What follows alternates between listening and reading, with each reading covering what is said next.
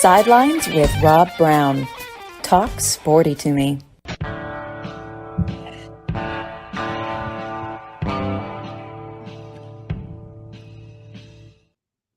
All right, Rob Browne here with you on this Thursday morning. Got a lot to talk about. Jason Caldwell is going to check in with us in the first segment inside the, Auburn Undercover. It's hard to break a habit. A long time inside the Auburn Tigers. But we got a lot to talk about today. Gary Harris, Tider Insider TV, checks in the next segment from Tuscaloosa. Alabama's got a big one. A lot of news in Tuscaloosa. There always is. They go out to Texas A&M this weekend. A lot of people, this is the biggest game ever at A&M. Who knows? We've heard that so many times before. We'll be talking a lot about it. Hour number 2, Billy Roberts joins us at the top of the hour for an update on the Atlanta Braves as they get ready for playoff action. They're doing public workouts up there at the Battery in Atlanta. It's a really cool thing. People invited to go watch the team prepare for a run for the World Series. Matt Dean, John Hartwell will join us as well.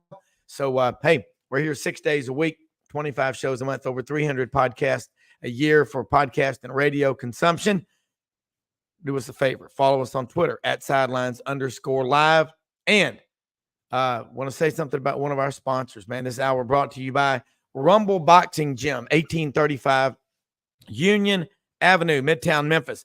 This is the first of 3 locations that Ann Camp Lee is going to open in the Memphis area. Midtown, right there at the corner of Union and McLean. The classes are offered every day. You can go in there weekday mornings, 5 a.m. They have groups of 48 people, elite instructors. You can buy all the gear that you need there. You work with dumbbells. You do a lot of star jacks, jumping jacks, dips, planks, push-ups, dumbbell work. Then you do bag work. It's like this. It's 15 3-minute sessions of HIIT, just speed and torque. Great workout. RumbleBoxingGym.com. Check them out on our website at sidelines.live. Proud to have them as a sponsor. And we're also proud to get started now talking with Jason Caldwell. And Jason, I was working out yesterday listening to the podcast with you and Justin Clemente and Philip Dukes about, golly, it was about a lot of things, about where Auburn is, recruiting and all. And it means a lot when you have good things to say because, again, you don't drink the Kool-Aid. You don't just, hey, let's tell them what, sunshine pumpers is what they call them or whatever. I heard some positive things on there. But, again, it's like what I do in the financial markets. There's reasons to back up your optimism in certain areas. And didn't get the win Saturday. I was down there along with about 150,000 people, I think, that day. But it's a good sign if you're a recruit when a first-year coach goes toe-to-toe like that with a team that's a roster that wasn't nearly as talented. Yeah, I thought that it, obviously winning the game is the ultimate goal. But I don't know that you could have asked much more from an Auburn team, fan base, crowd, everything. I mean, it was what it brought me back to, I don't know, there's been good atmosphere. There's always a good atmosphere at Jordan-Hare Stadium, but watching the game played out that way, it felt like early 80s. It really did. Yeah. When you start thinking about, kind of how it went, where the game was won or lost. I mean, Auburn won the line of scrimmage against Georgia. That's how obviously they did it in 2017, one of those 2 games, but most of the time it's been a dominant loss at the line of scrimmage for Auburn teams against Georgia, and that wasn't the case on Saturday. And it wasn't the case despite it being a team that's still not able to match up physically. They were able to do it anyway. There's still a Georgia roster that's really good. I don't think it's a Georgia team that's as good as it has been the last 2 years. That roster is still really good. But Auburn was able to do those things. And as a recruit, you're looking at it going, man, they talked about this, and then they're already doing it on the field, even though they don't have their guys. Yeah. You can say all you want to. You can talk about it. And Harsin was famous for the just watch thing. Well, the people watched and they didn't see anything. Yeah. Well, now you look at it and you go, okay, we see what you're talking about. We see that you just need a piece here or there. How much would playmakers make a difference? And I think it's shown up already. Now you got to go out and continue to do it. Now the goal is, can you keep getting better? Yeah. They improved from A&M to Georgia. Now you have an off week. Can you improve from Georgia to LSU, going on the road and trying to do those things that have not played very well on the road in their 2 games?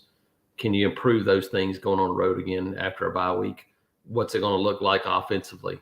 Can you start to find some plays in the passing game? I mean, there's still lots of questions for this team, but the question that they answered on Saturday was, hey, we're going to be able to be competitive with the top teams in this league right now, even though we don't have our guys yet. Yeah, and what I noticed down there were, 90,000 jammed into Jordan-Hare. I bet there were 60,000 people just tailgating. What people are not taking note of, the national critics of college football, is we've never had this many people on campus like it is now. I mean, these tailgate parties, I call it the Grove effect, as a credit to Ole Miss. But their problem was they had a lot of people that weren't going into the games. They were hanging out in the Grove at the party. Now you're selling out your games at Auburn, Ole Miss, wherever, and you're jam-packed in the tailgating. So recruits have to pick up on that. Official visits or not. And you never know, Jason, if a recruit just slips in anonymously just to check the scene and see how he's treated if he's not on an official visit, don't you? Yeah, no, it's you're right. There's lots of things to look at when you start talking about, the impact it has on recruiting. I think you're right. I think, it's more than just the game itself. It's how you're treated. It's the atmosphere you see around Tiger Walk. It's all those things that factor in.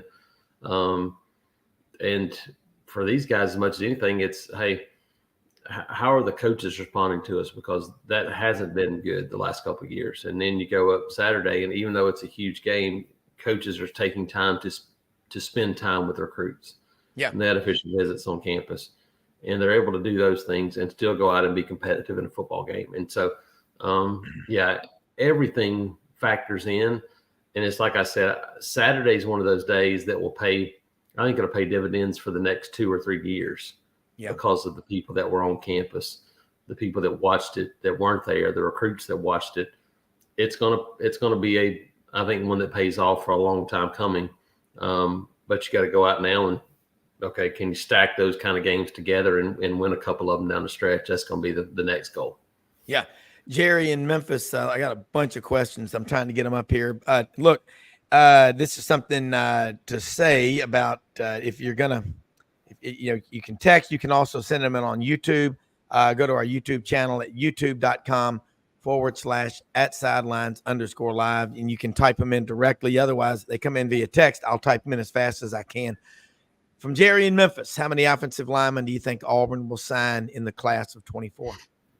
Yeah, I think a lot of it's going to depend on the decision from like a Dylan Wade. What does Dylan Wade do? Does he decide to come back? Because he's got another year. You're going to lose Gunnar Britton. You're going to lose Avery Jones. And you're going to lose Cam Stutz. So you're going to lose 3 of those guys. I would assume that you would probably, if that's all you lose, then you're probably going to, because of the numbers, you're probably going to at least sign 5 of those guys, in my opinion. So I would say probably by the time it's done, I think there's going to be 6 offensive linemen in this class. Now, how many of those are O-line from high school? I would say you'd probably go a couple of high school at least, probably 3, a junior college player potentially, and then a couple more transfers, because you're going to need somebody else to probably step in that has experience. And that's part of the problem and the hand they've been dealt because of the lack of recruiting over the years. You can't replace all these guys in 1 year and then go, okay, now we're ready to go all high school guys. It's just going to take a little bit longer than that. You look at what you have coming back, though. You've got, if Dylan Wade returns or not, but you have Jaden Muskrat, his teammate at Tulsa. I think he's a guy that's going to be a good player. Brought in Dylan Sender from Northwestern, who's a guy that'll have a chance to step in there as well. Yeah. Connor Lew, I would say would be Auburn's starter at the center position next year. He'll get some experience this year, step in there as a second-year guy. And then you have, Xavier Miller that will be back that's getting some valuable experience this year at offensive tackle. Tyler Johnson is a young guy they really like too. So there's some pieces already in just 1 year that they brought in, but you're going to need to bring some more experience in probably. Yeah, and you start looking around. You chronicled it so well. I think there were 6 or 7 true offensive linemen signed in a 4-year period, and that's just unbelievable. You had to take guys like Alec Jackson out of Montgomery and switch him from a defensive tackle, and Southern Cal really thought he was a good player too. It wasn't just Auburn, but he switched to offensive line. And Mal, you start looking at this roster. And again, nobody, it's one thing to lose and to let it just ruin you and beat you 2 weeks in a row. But you do want to see players upset after a loss. That means they care. And that's very, very important. And I heard a great description on one of my text threads with some guys I went to Auburn with, said, how can you be critical of this team, as being respectful as you can? It's a bunch of, misfits and, plug and play guys you got out of the portal, and you got one guy left out of Harson's first class in February of 21, Jarquez Hunter, and he's been through hell. And I'm proud of him for sticking around, but it's exciting if you're looking at the upside, and I agree with that. Yeah, no, it is. You're right. I mean, it's the double-edged sword where you go, okay, how do you be critical of guys, and they're critical themselves. I mean, it's part of the world they live in. They know it. Okay. But you also have to understand, you're right, where these guys are and what they've been. And it's even, seeing that question from Tom about what can Auburn do to inject life into the passing game. You think about that area of this team. Peyton Thorne wasn't here in spring practice. Jair Shorter wasn't here in spring practice. Shane Hooks wasn't here in spring practice. Caleb Burton wasn't here in spring practice. So not only are they trying to learn the offense, now the other guys, the wide receivers, are now trying to learn along with Peyton Thorne an offense that they've only been in now for 2.5 months or so. Sometimes it takes a little while, and you can see it now. That's the issue for this team. The running game has come along pretty good. Yeah. Adding a little bit more of the quarterback run game has come on. Trying to get everybody on the same page in this RPO scheme obviously has not worked as well as they thought it would. I mean, it's easy. I mean, you say that. Yeah. Do I think there's still some things that you can get out of the passing game? Yes. I actually thought Saturday, and honestly the last couple of weeks, that they've been right there making plays. Against A&M, a couple of throws that were missed, but then there were a couple of balls that could have been caught that didn't make plays Saturday. Yeah. I thought Peyton Thorne threw it pretty well. There are 5 or 6 balls that hit guys in the hands that, is it a catch? Is it a drop? It's a ball that could have been caught. You make 3 of those plays in each of those games, and it's a much different scenario. So I think they're closer. Right now, you just need to start seeing some things. It's like you need to see a putt drop on a golf course. Right now, they need to see a couple of those plays made in the passing game to go, okay, we can do that. Yeah. Well, I remember my roommate in college at Auburn. He played on a state championship team at MUS, and Richard Morrow, one of the smartest football guys I know, and he used to say, Browne, Coach Rudolph, Jake Rudolph, who played at Georgia Tech, famous for the $1 million tackle, used to say, guys, football ain't that complicated. It comes down to 4 or 5 plays in most every game. You've just got to be focused. But when you go back and you look at the film now, the tape, that's what it's going to come down to. So don't take plays off. I like, and there, like I say, a bunch of questions coming in. So I'm going to get to them because, here's one. Thompson in Charlotte, North Carolina. The Tigers defense looks good. When will Keontae Scott return? He's a kid out of San Diego. What a player. Now that's a portal kid. It is, and junior college guy for him. Yeah, okay. For last year, but one of the most important players on this team. And Saturday was a day that showed you how missed he is. Yeah, because he's a guy that has a little bit more size. That's a guy that would help you against a guy like Brock Bowers a little more because he's such a mismatch guy that there's no real way to. I mean, and heck, everybody's tried it. Auburn's not the only person that's had issues with Brock Bowers because linebacker is not athletic enough and not fast enough to play with him at the line of scrimmage, and then a DB is not big enough. So you try to go, okay, well, let's do a little bit of both guys. Let's run two guys at him. He still makes plays in traffic. Keontae Scott's a guy that gives you a little bit more of that size because what happened to Auburn Saturday was because you don't have Keontae Scott, Donovan Kaufman becomes your next best cover guy in that role. Well, he's not as big, but what that happens then is you take your best blitzer out of that role. And so, it had an impact on them for sure. Keontae's a guy that he's in a boot now after having that surgery. It was a 6 to 8 week thought process for them. I would guess it's going to be close to the end of the year before he gets back. Maybe try to get back the week before Alabama and try to get on the field for the Iron Bowl sometime around in there. But I think it's still several weeks away for sure. Yeah. And then, another one, Will in Mobile. How many wide receivers will Auburn sign in this class? And we were down at Orange Beach a couple of weeks ago going through Foley, and I'm like, wow, Auburn's actually got and it's a 5-star from Foley. I didn't know they allowed orange and blue there. Of course, there are Auburn fans all around there, but been a tough code to crack, but looks like they've done it. Yeah, no, right now you have Perry Thompson from Foley. You have Malcolm Simmons from Benjamin Russell in Alexander City.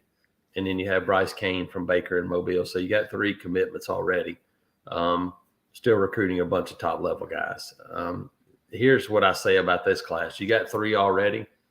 If you could get Cam Coleman, then you take Cam Coleman every day of the week. If you could get Nye Carr, you would take him as well. So I think you signed 4, but if the right 5th guy came on, then you take all 5 of them and go, all right, bring them on. So I think it's you need probably 4 guys, but if you get that 5th one, then you say, all right, well, we're going to roll with it. Go ahead and take this other guy too. Yeah. In town last weekend, Walker White was there. A lot of people, he had great things to say about you. I just saw him at the hotel when I was over there. Really likes you. He said that guy, I'll just Cliff Note version, it gets it. Jason Caldwell. Also, I really thought that was pretty cool. Last week at the Mobile Baker and Foley game, you had Bryce Kane and Perry Thompson out there talking to each other. Again, I'll give you credit, and I'm getting just a boatload of text, get Jason on as often as he can come. And I know you're busy, but that really helps when a lot of people are just sitting and, they're not going out in the field, and you're doing it, and it pays off big time in the effort. And I'm looking here, some more questions down here, and just looking at here it is. I wanted to get to this one. Can talent level at wide receiver improve, or is it Division II level? That's from Shoney in Valdosta, Georgia. You got to catch the balls. But Peyton Thorne, for whatever reason, looked a lot more confident Saturday.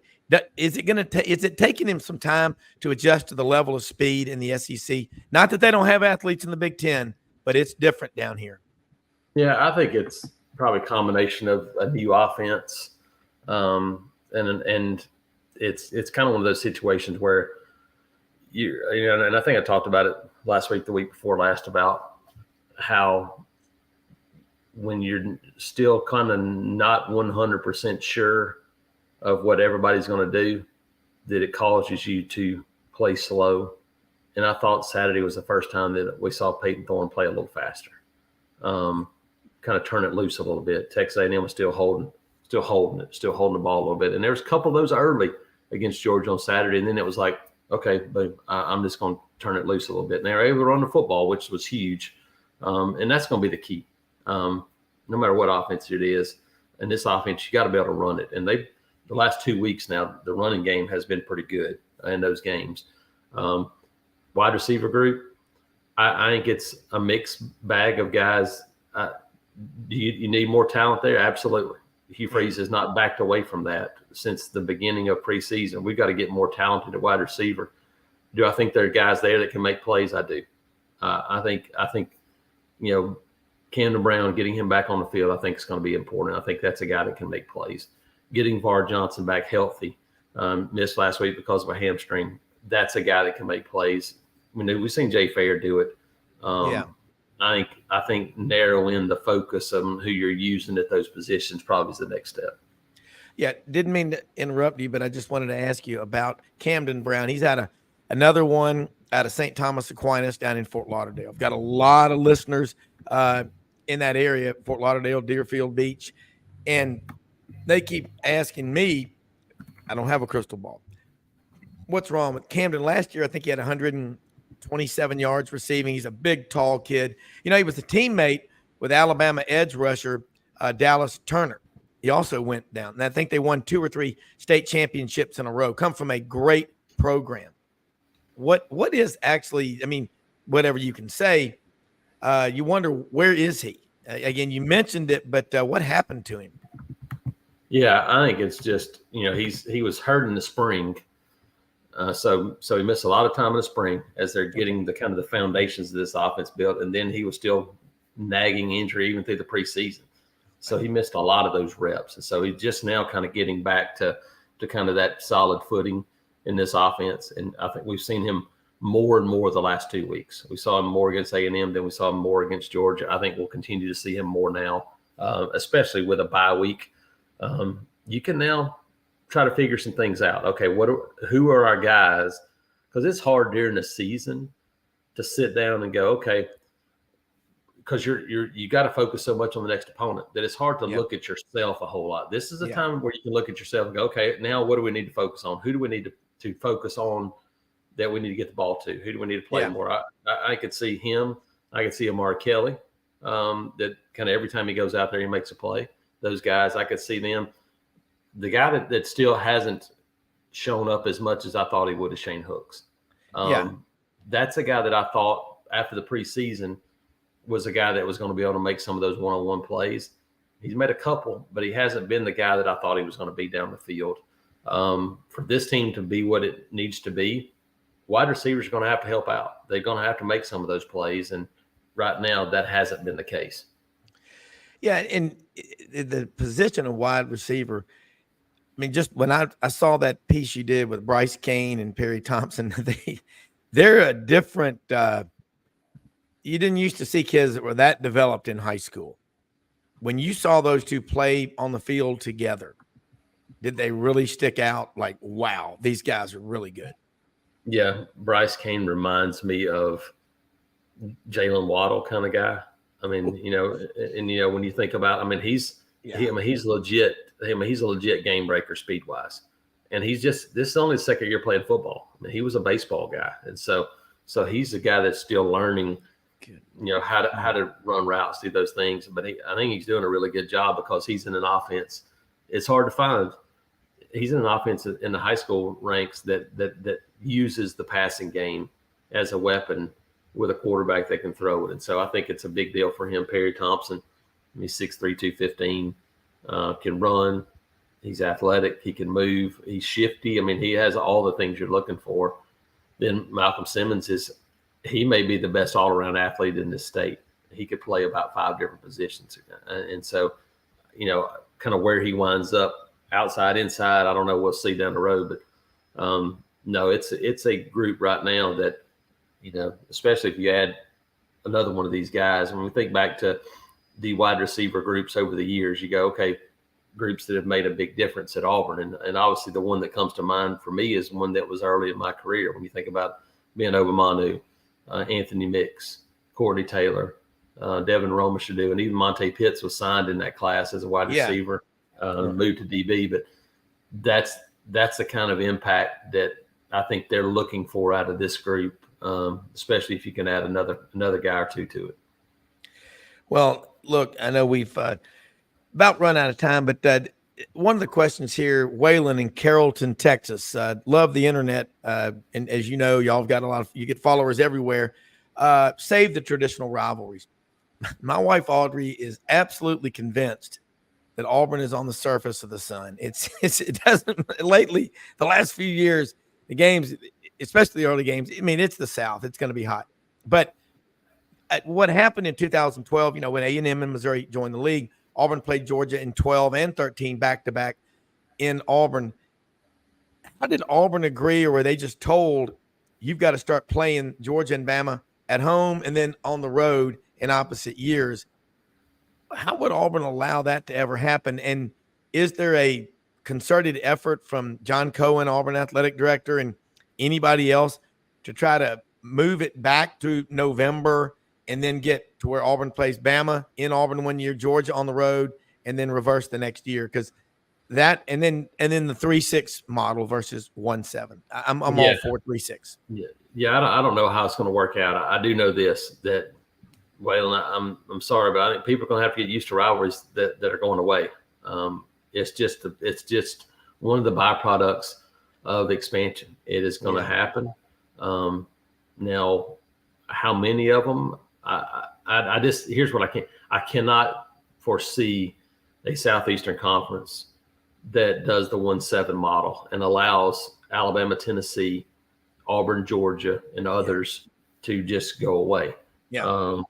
Now in a 3-6, if you get to 9 games, then how does it impact things? Do you still have, are both of those games still played in that model? I think they probably have a much better chance, obviously, in that one. But there's going to be some games that go away because, in all honesty, and the best way and the fairest way for this thing to be done would be to have no permanent games and to be, okay, we're going to rotate everybody through here every 2 years.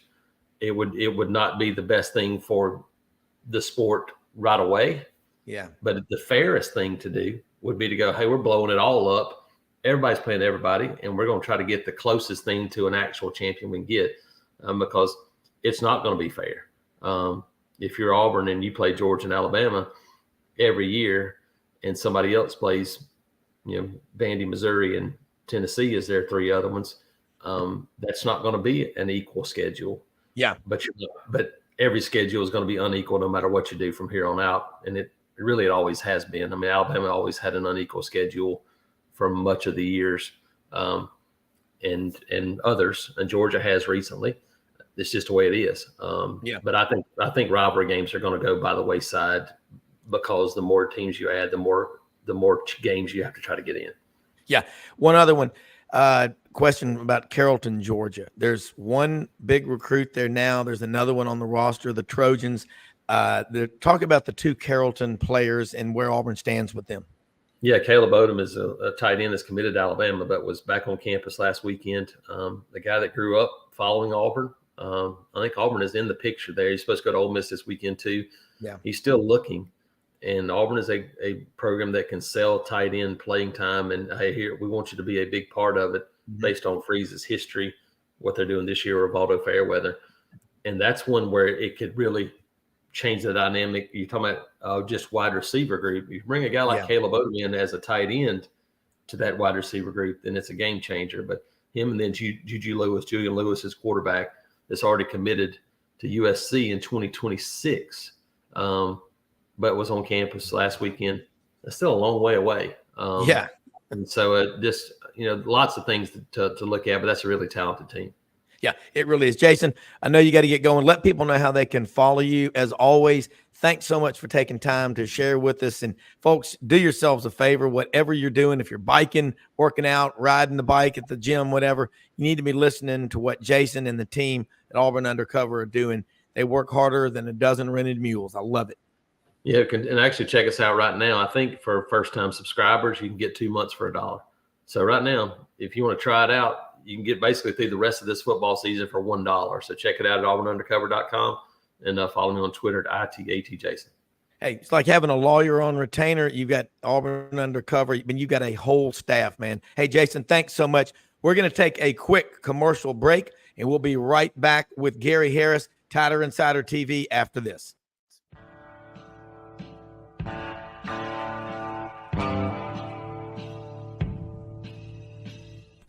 Red River Ford and Toyota, located in Wynne, Arkansas.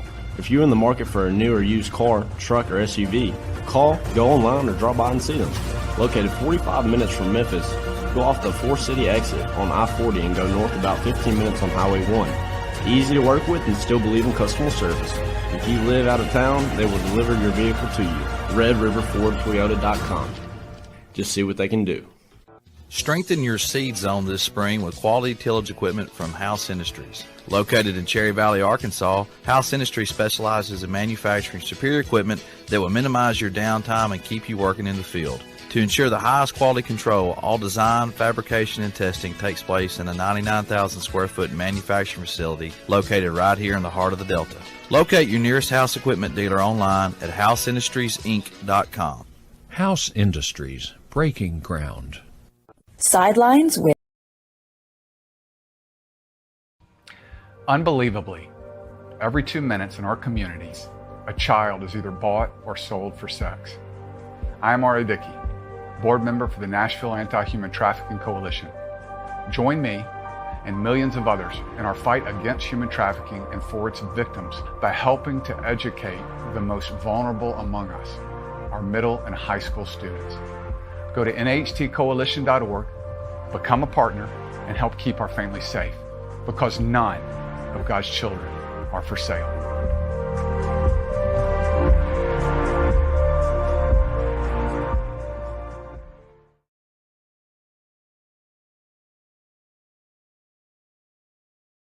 Rob Browne back here with you, and great segment there, Jason Caldwell, Auburn Undercover.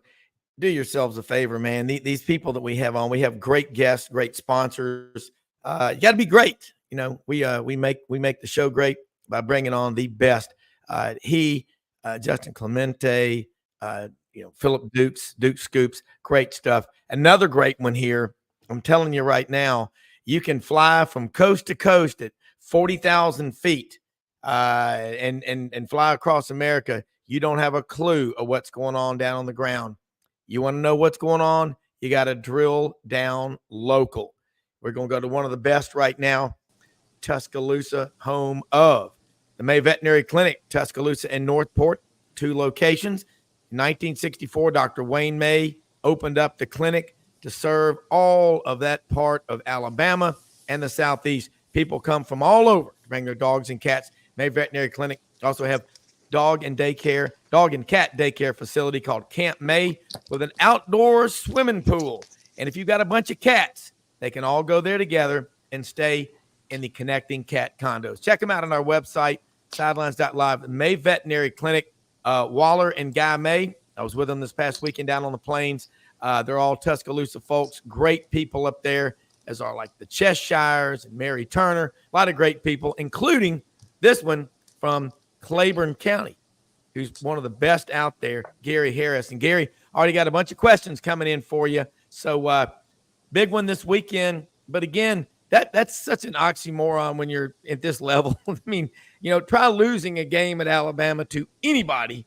And as you said last year, it's epic. But you're going out there in a big environment where you've won every game. You lost out there 2 years ago on Mallory's wedding.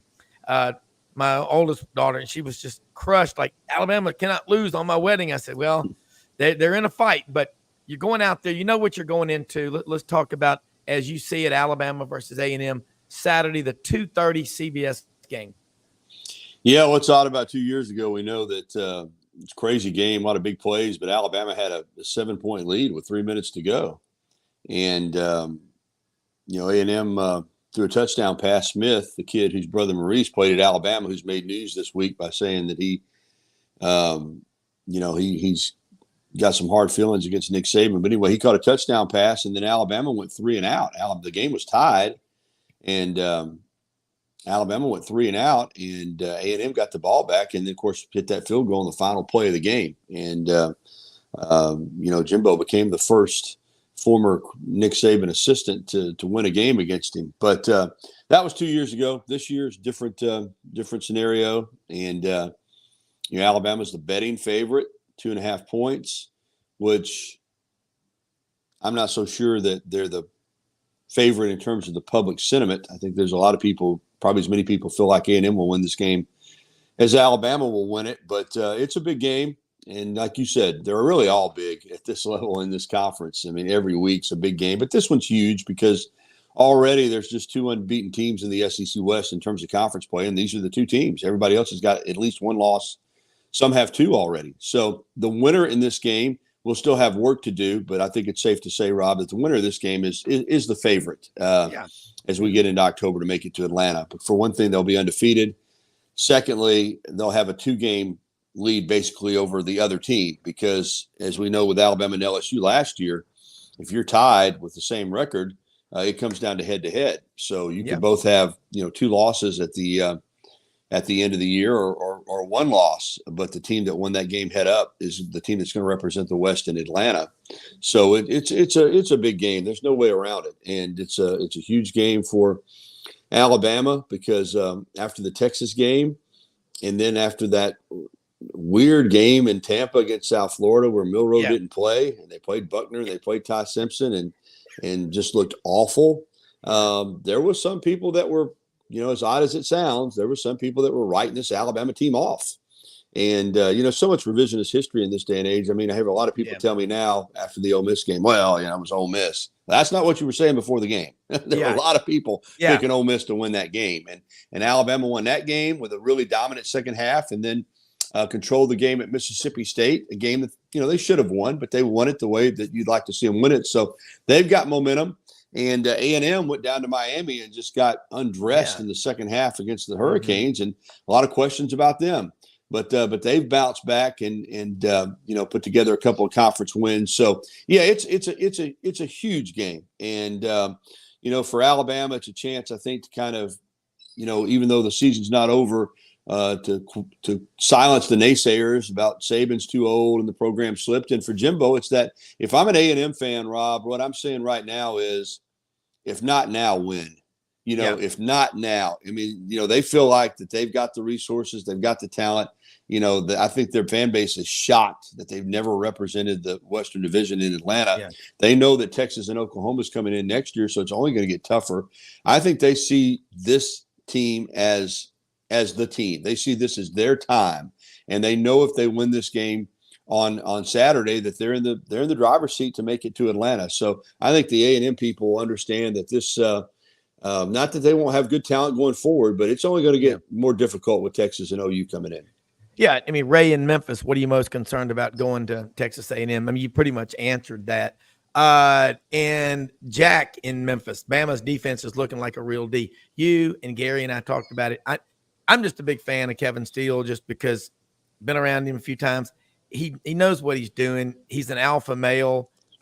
He's what you want as a coach. He's I don't know how old he is, but he's like a 30-year-old. He's as fired up and as vigorous as ever. That defense travels, Gary. You know that. You know the barometer and the history of Alabama. Defense wins on the road. How's this defense starting to look to you, especially the interior defensive line? Well, the entire defense is looking good. And, I hate making this statement because it is what it is, but because it counts. But outside of the fourth quarter against Texas, when they gave up 21 points, they've been good all year. I mean, they've been really, really good. I think the interior defensive line is getting better. They're getting more push. They're controlling the line of scrimmage. The edge guys then are coming hard off the edge. And then when the quarterback tries to step up, those guys in the middle are there. I still think they can get better. They're good. I don't think Alabama's defensive front is as strong as the one that Texas A&M has. I think Texas A&M has the best defensive front in the conference. Better than Georgia, better than Alabama, better than anybody. But Alabama's good. They're solid at all three levels, Rob. They're good up front. Their linebackers are really good. They played without Lawson last week, but still managed to play well. And in the back end, I think the secondary you can argue is as talented and deep as any in the conference. So the defense is good at all three levels, which is really what it takes to be a dominant defense. You're not going to be a dominant defense if you have a weakness anywhere. And I think Alabama's solid everywhere and probably in the secondary potentially elite. So, yeah, I like the defense. I like what I've seen from them. And let's be honest, they have to play good defense because this isn't the Alabama offense that we've seen for the last 6 or 7 years. This is going to be more of a grind it out, run the ball, try to control the line of scrimmage. They're finally starting to lean on people with that offensive line. You know, they got to 40 points. They had 31 points in the first half last week. But this isn't going to be a team that's going to score. We talked about this last week. I don't think they're going to be in the 30s and 40s, every game the way they've been in the past. So, you're going to have to win some games 24-20. Going to have to win some games, probably 20, to 17. So, it's important that the defense be solid and not give up big plays. And so far, for the most part, other than, in the fourth quarter against Texas, they've been able to do that. All right. Flashback in history. Got a question. I'm not going to type it, but 1979 Alabama defense, 1992 Alabama defense. I mean, EJ Jr. out of Nashville. Was he from Hunters Lane High School or Pearl Cone? I'm not sure where.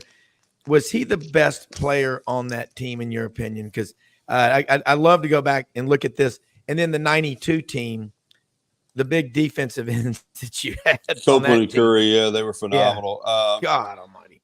As far as 79 is concerned, that defense was so good. I think that EJ was the most high-profile defense on that player on that team, and was, I think, the 4th or 5th overall pick in the draft of 1980 by the St. Louis Cardinals. Okay. But they had a lot of good people, man. I mean, you're talking about in addition to they had Byron Braggs, they had Thomas Boyd, Jeremiah Castile. Yeah, Jeremiah Castile was a freshman on that team, but was already really good. Tommy Wilcox was a freshman on that team, but was already Don McNeil really good. Don McNeil, Jackie Klein was a young player on that team. I mean, they just had a lot of talent, and Eddie Lowe was already starting to make his mark. Of course, Curtis McGriff was a dominant player. You mentioned McNeil, so Mike Pitts was a young player, but that was a loaded defense. But I would say probably you're right. I would say EJ was probably the most high profile player, probably the most impactful player. And, I think Wayne Hamilton might have still been on that team as well. So yeah, that was a great defensive team. I wanted to say they had 5 shutouts that year, which of course I know the 61 team didn't. I mean, they might have not given up, I think, 20-something points for the whole year, but by 79, offenses had been, had come a long way, and to have 5 shutouts in one season in 1979, that was phenomenal. Then the 1992 team with Copeland and Curry and George Teague and Antonio London and all of those guys, they were phenomenal. And then Saban obviously with 2009 and 2011, 2012, 2015 and 16. There've been some great defenses around here, and in the last couple of years they've slipped a little bit, but 2020 was a really good defense. I mean, that was again, you and I have discussed this. The 20 team is never going to get its full credit because of COVID. A lot of people are just going to say, well, it was a COVID year. But that 2020 Alabama team, if you go back and look at it, man, they were dominant. I mean, they blew people out. I remember Ole Miss had a big offensive game against them, but outside of that, and then, of course, Alabama had a big offensive game too. But they had some of those games in 2020 that were over at halftime. I mean, I just flat out over at halftime. But this year, this defense has a chance, I think, if it continues to play at this level, when you consider where we're at in terms of offensive football. If you can, I've discussed this too. If you can hold people to 15, 16, 17 points a game in this day and age, you're a really good defense. I know we used to have the barometer used to be, really good defenses would hold people to 8, 9, 10 points, maybe even 7 points a game. That's very difficult to do. But if you can, and I think Alabama's right around that 15 points a game type of level, even with, Texas getting 34 against them. So if you can do that in this day and age, you're a really good defense. Yeah, you are. And, you look at it, and like this Larry in Northport, Alabama, Bama will need to run for 170 plus yards in order to win. Let's talk about that defensive front for A&M. They did it against Auburn. They did it against Arkansas. Those are not great teams, but 15 sacks, tackles for losses combined back to back. That doesn't happen very often. This is a scary good defensive front. How good is Alabama's offensive line now versus where they were against that Texas defensive front? And is A&M's defensive front better? Yeah, Alabama's offensive line's better. I mean, I don't think there's any doubt about it. When you're young up front, you're going to get better every game, and you can see it. You can see it with Jaden Proctor, at left tackle, and you can see it with Elijah Pritchett when he comes into the game. So they're better. Are they going to hold up against this defensive front? I don't know. You mentioned Auburn and Arkansas may not be great teams, but they're good teams. I mean, they're good. And you're right. A&M's defensive front just dominated those two offensive lines. I think they have the potential to dominate anybody they play against. I mean, I think they're that talented. Listen, Rob, you don't recruit at the level they've recruited at now for several years. This is Alabama, Georgia type recruiting that they're doing out there. They should be good. That's the thing. About A&M, I think that is the mystery is the formula there is not very much unlike what Kirby is doing at Georgia, what Nick Saban's done at Alabama. It's a similar formula, and they should be good. I hate giving them too much credit for being good when you ought to be good. I mean, they've recruited at an incredibly high level, particularly on that defensive line. And they are disruptive, and they do play on the other side of the line of scrimmage. And I don't know if Alabama's offensive line can hold up against them. We're going to find out. But, what they've been able to do, as you mentioned, in these last two SEC games is almost unheard of. So, yeah, they're big, they're talented, they're fast, they're strong. I mean, they remind me of some Alabama defensive lines of the past. There's some number one draft picks up there. So I don't know if Alabama can handle them or not. That's what makes the game interesting, because I see Larry talking about, I hate saying there's got to be a number. I mean, got to run for 170. What if you run for 168? You know what I mean? That's what coaches do. I do think you need to run the ball. I do think you need to run the ball effectively. I think you've got to stay out of third and longs against this team. You got to be good on first down, and all that is going to be helped by a running game. And then if you can run the ball well, then that's going to open up some passing lanes. And we know Jalen Milroe is still developing, but we've seen the arm talent. I mean, he's made some unbelievable throws this year. He made some great throws in the Mississippi State game. I thought the throw to Nyblack was a touchdown, Rob, and they never even, they just went on about their business. They never even reviewed that play. I got back home and watched it on the television broadcast and thought it was a touchdown. So, but yeah, if the offensive line doesn't hold up, then they're not going to win the game. So whether it's 170 yards they need to rush for, 150 or 200, whatever that, I don't know the number, but if they're in third and long all day, they're not going to win the game. Yeah. And, you think about Texas A&M's quarterback situation. Connor Wigman goes out halftime of the Auburn game with an ankle injury. And now they've got Max Johnson, who's been there a while. His dad played 17 years in the NFL. So he's probably been drawing up plays, and he's an X's and O's guy. He's pretty good. But I'm having a issue trying to get a question up here. But it was from Hank in Selma, Alabama. I look for Alabama to run a lot of RPO to try to throw off the Aggies front seven. What about Jalen Milroe? The quarterback room at Alabama. Milroe, and you and Rodney have talked about it a lot, is a supreme athlete. He's big. He's fast. He's out of Katy, Texas. This is a big game for him emotionally to go back home to where he grew up. Oh, no doubt about it. A&M recruited him, and they know him well. I like Jalen Milroe. I liked him the entire year. I think that it was a lot of unfair criticism came his way. Because he started one game last year against A&M, and he played, a little more than a half against Arkansas, and people, wanted to say, he turned the ball over. Well, a lot of young quarterbacks turn the ball over.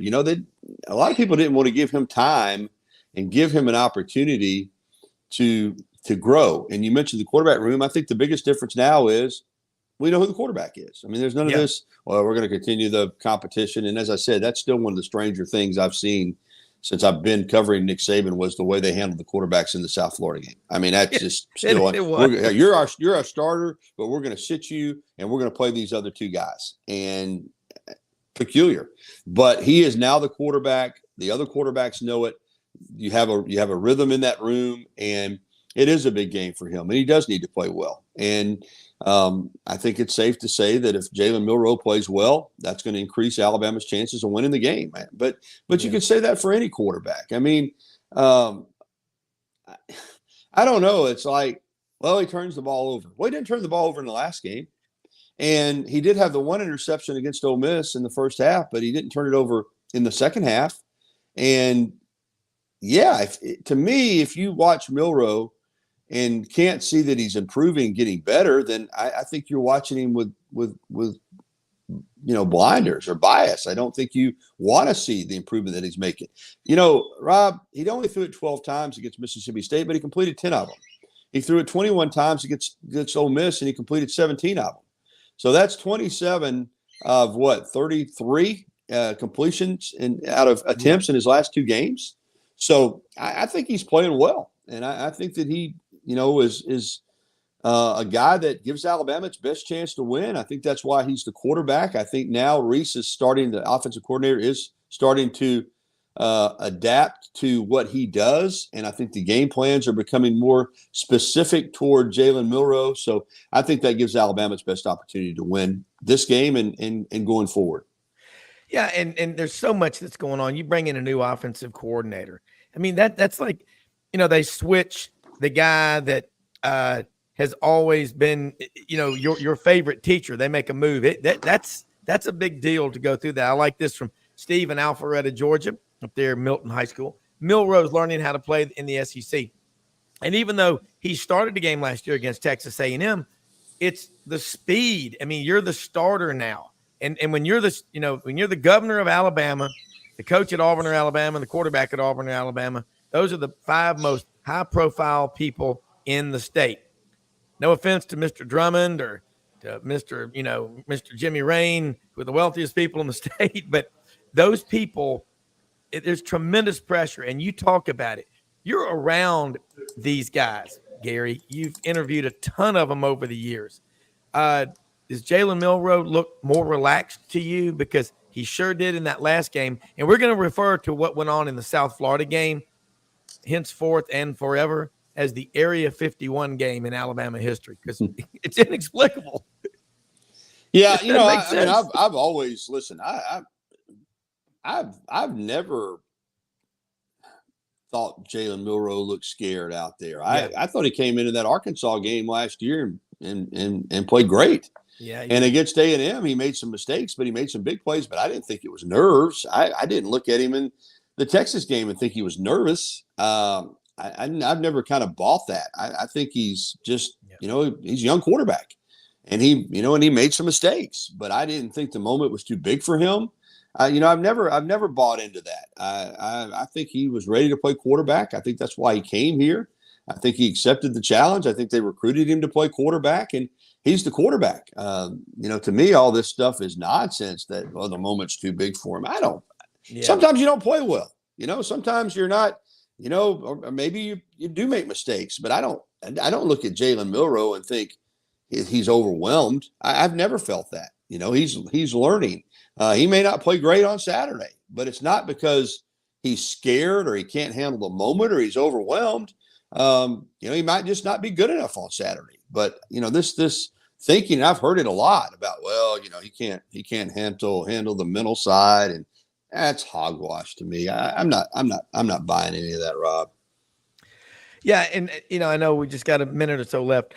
You look at the criticism that comes from people about quarterbacks and whatever, and I always wonder, what do they do in their own lives? Because golly, sometimes you're not number one in the office in sales for a month. Does that mean I'm done? I'm through? I think athletically, he's a gifted quarterback. Did you cover Roman Harper? You covered him at Alabama. Yeah. And I call him the truth broker every time I see him. And, it's tough getting him on the show right now because of our schedule and his schedule, but talk to him and text him. He's got a high football IQ. he always says, "In Nick we trust," about the quarterback. He said, "I'm not worried about it. They'll figure it out." I asked this to Rodney Tuesday, but it does trickle down what Nick Saban wants out of a quarterback, doesn't it? Yeah, I mean, Saban wants the same thing out of all of his players. He wants them to understand the game plan, to be part of the process, to be coachable, and to go out and do their job. It's very much similar to the way Bill Belichick runs a team. It's not, we're not asking you to do anything you can't do. We're not asking you to be spectacular. We're not asking you to be, change the game. We believe you're talented enough or you wouldn't be here. And we're going to coach you and try to put you in good positions to be successful. And if you go out and do your job, whatever that is, you're going to have a chance to win games. And I think it's the same for the quarterback. I don't think they're asking Jalen Milroe to do anything that he can't do. And I don't think that they will do that. And I think that, as I said, I think the game plans for him are getting better as we go. I think that initially, I do think there was some discussion in the offensive staff rooms about who needed to be the quarterback. I think the offensive coordinator might have wanted somebody else to be the quarterback other than Jalen Milroe, but that's over now. Jalen Milroe's the quarterback. They're gonna sink or swim with him, and it's a big test on Saturday. Hopefully he plays well, but it's not just up to Jalen Milroe. They all need to play well. This is going to be a tough environment against a good team that feels like its time is now. And for Alabama to win that game, they're going to have to play well. If they go out there and they don't play well, they're going to lose. I mean, that's just the way it is. I mean, A&M is good enough that if Alabama doesn't play well in the game, they will not win the game. This won't be one of those games where they'll slop around and they'll pull it out there with some weird play at the end. They're going to have to be good for 4 quarters in the game. And if they are, they'll have a chance. And if they're not, then they'll lose. I mean, I think it's that cut and dry. Yeah, Gary, thank you so much for being on with us. Tell people how they can follow you and keep up with all your great work. You are dedicated, pro, and people need to follow you. Thank you. At Gary Harris _WVUA on Twitter. I have a Gary Harris WVUA 23 Facebook page. The website for the radio station is Tide109.com, and the TV station is WVUA23.com. Thanks, Rob. You bet. Take care. We'll take a quick commercial break. Be right back with hour number 2. Unbelievably, every 2 minutes in our communities, a child is either bought or sold for sex. I am R.A. Dickey, board member for the Nashville Anti-Human Trafficking Coalition. Join me and millions of others in our fight against human trafficking and for its victims by helping to educate the most vulnerable among us, our middle and high school students. Go to nhtcoalition.org, become a partner, and help keep our families safe, because none of God's children are for sale.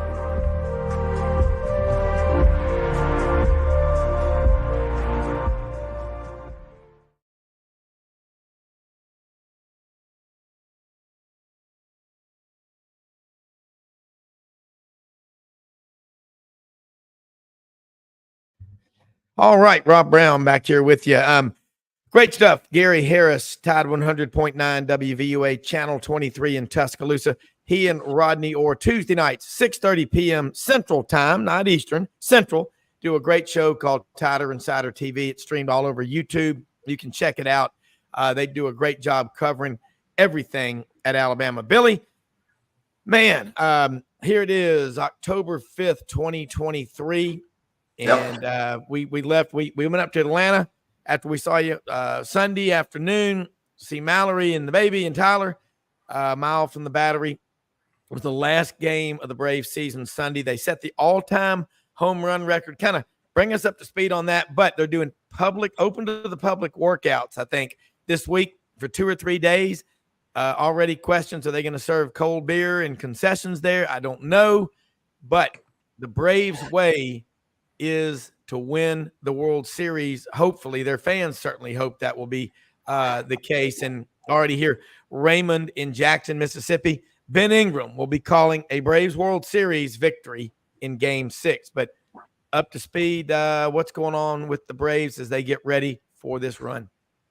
Well, I guess unfortunately, if you see what happened last year, they've got to play the Phillies again. It's the way the postseason works. You know, you play 162 games. and you win the season against the team in your division, I think they won like 7-5. So it was pretty close. They're pretty evenly matched, but they, over the full course of 162 games, the Braves won the division by like 15 games, so they definitely put everybody in the rearview mirror. And then you get 4 days off or whatever it is, and then you got to play a division opponent that you just played a week ago all over again. It's a best of 5 series. So, in a short series, as everybody says, anything can happen. So if you're a team that finished in second or third place in your division, like the Marlins and the Phillies did, they still got to play. And the winner was going to play the Braves, a very familiar opponent. So, I'm not that worried about it, but Phillies are a dangerous team. They got 2 excellent pitchers in Wheeler and Nola, who can shut down anybody. So, I don't know too much about the depth they have beyond those 2, but those 2 are world-class pitchers. So in a short series, they're gonna be a tough out. And the Braves have got some injury issues. Fried has been out with a blister. Strider doesn't seem to have anything wrong with him, but Charlie Morton is going to miss this first round of the playoff with a hyperextended index finger. So they put him on the 15-day IL. And if the Braves prevail in the division series, then he might be available for the championship series, presumably against the Dodgers. So it's going to be an issue. Well, I mean, here's another one. Bill in Wetumpka, Alabama, Lake Martin, over there near Kalijah. Poor old wooden Indian totem pole. That's that great line in the Hank Williams song, Wetumpka. Braves can't get too comfortable just because they have home field advantage. That's, as a fan, I'm always saying this, you're most likely to get mugged in your own driveway because you let your guard down. And the crowds, Billy, are going to be incredible. The Battery, there will be, 100,000 people there. It'll be jam-packed. What about that? Because, they won 104, 105, the most wins ever. So, and here's another unique thing about the playoffs. And I mean, the Braves got a lot of experience in the postseason, but because of the TV schedules and the TV networks tend to prioritize, the large market teams. And I'm thinking of the Dodgers and the Yankees and people like that. When the Braves have done these early round playoffs in the past, they typically get relegated to like afternoon games. So the crowd, and you've seen this at even Auburn games, as crazy as our fan base is, daytime games, particularly like those 12 p.m. kickoffs in Auburn, 11 a.m. local time, the crowds are flat until about halftime. That's just the way it is. And so, if you're playing like a 1 o'clock or a 4 o'clock baseball playoff game, the crowds take a little while to get into it. So that negates the home field advantage. On this Saturday for game 1 against the Phillies, the Braves are going to first pitch is at 6 o'clock. So that'll help. People will be watching football all day. Yeah. And they'll be jacked up. So that's a good thing. But I agree completely with home field advantage is a thing in baseball, but not nearly as big a thing as it is in football. And here's why. The home field advantage, technically speaking, is the home team gets the last at bat in the 9th inning. So you get the last chance to come back, and score on offense. If you're down 6-2, in a playoff game against a really good team that's got a good bullpen, you're not going to score 4 runs in a 9th inning anyway. So the home field advantage only matters in the last inning of the game, except for the crowd and all of that. But I don't know if baseball players get too weirded out about a crowd. I mean, they play 162 games. They play every day. I'm sure they're good at tuning out the crowd noise. And people like Bryce Harper, if the locals boo a guy like that, he just gets amped up even more and hits a 3-run homer. So I don't know that he's going to be intimidated by a crowd. He's that good. He's an all-timer, Yeah, well, and I'm looking here. I think this is in reference to what you said a second ago, and that's just a perception. But Billy Ray Valentine, Peachtree City, Georgia. Billy Ray, man. Atlanta's a big market. I agree. You're talking, and you are the countyologist. It used to be Atlanta was 2.5 million over 5 counties. It's now 6.5 million spread out over 22 counties. They can spare a few. Georgia's got 159, as you've said. If you couldn't get home on your horse from the courthouse before dark, it was too big. So they made a lot of small counties in that state, but it's got to be considered a big market. But again, when you talk about Los Angeles, it is. I mean, let's talk Chicago, like and New York, I got it. And so if you're a network Houston. executive who's is sitting in New York and he's a New York centric guy, and he's got a roster of playoff games, and he's going to put his A broadcasting crew here, he's going to put his B broadcasting crew there. He's going to look at eyeballs, and he's like, well, Yankees or Dodgers, that's 20 million people in their TV market. Those are the number 1 and 2 TV markets in the country. And, they're going to get the primetime game, because the TV guy's selling advertising. So Atlanta is not Pittsburgh. It's not Cleveland. It's not a small market team, certainly not Kansas City, but it's not New York, LA, and Atlanta grows bigger and bigger every year. But, it's not going to get a primetime game unless they're playing the Dodgers or, the Northeast, type teams. So Philadelphia will be part of the New York viewing audience, no doubt about that. So I believe the reason why the Braves and the Phillies are on at 6 o'clock instead of 1 o'clock on Saturday is because it's Philadelphia and they bring a lot of eyeballs. Yeah, they will. And of course, the Braves fan base has changed so much. Go back 20 and 30 years ago, if they played the Phillies or the White Sox or the Cubs, almost half the people there, the Mets, would be transplants. And it's different now. The Braves country. And again, I'll say it for the millionth time. I don't know if I've ever seen a professional franchise in any sport that is more brilliantly married in and embedded with their fan base. I mean, they have, Florida State night, Tennessee night, Georgia night, you name it. They bring the college fans and marry them to baseball. Now, that's right. You mentioned 6 o'clock Saturday night, 7 o'clock Eastern. Kentucky and Georgia square off between the hedges over in Athens. Who do you think is going to draw more eyeballs? That Georgia-Kentucky game or Braves-Phillies? I think, thank God, people will have 2 televisions. I think they'll. There you go.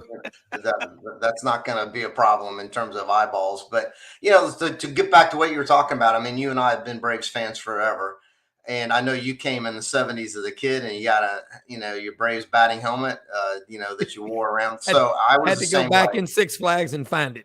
That's right. So if you were a guy our age that came to Atlanta, in the late 80s, early 90s to pursue a career, let's just say you came hypothetically from Chicago and you were a Chicago fan and you had kids who, are the age of our kids who are early 20s.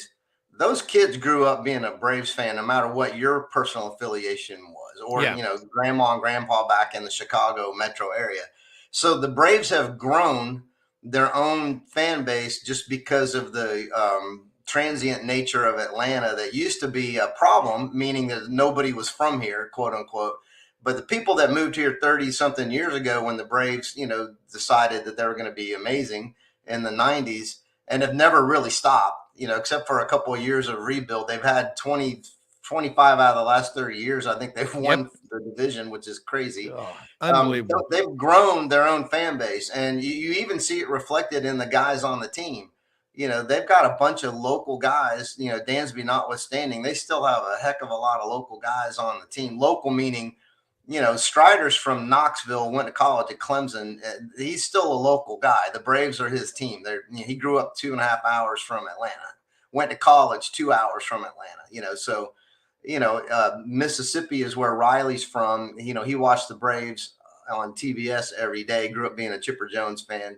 He's basically a local guy. So the Braves have a unique viewing audience. The Braves country extends to all the southeastern states because there's no other teams, except for the Florida teams, which are relatively new compared to the Braves. They haven't been down there forever. The Rays are an expansion team, Marlins as well.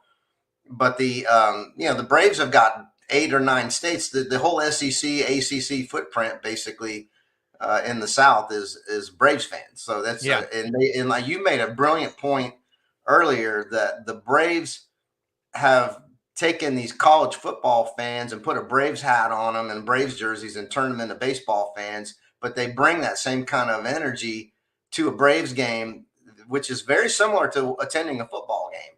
And a lot of other baseball teams don't have that kind of fan base. I mean, Philadelphia's got an intense fan base, but it's not too many other teams have that same kind of thing where people are just into every single pitch. Yeah, and I think that you look around at that. That's why the Braves are so successful. I mean, baseball dipped there for a while. I think people were frustrated with the steroid scandal of Mark McGwire and Sammy Sosa, Barry Bonds, and all these guys. I mean, physically, you looked at Sammy Sosa in his forehead when he was back, and it looked like he had a visor of skin. It's like, that's not normal, okay? And that made a lot of people angry, turned them off from baseball. Now they got the pitch clock, pitch count, whatever.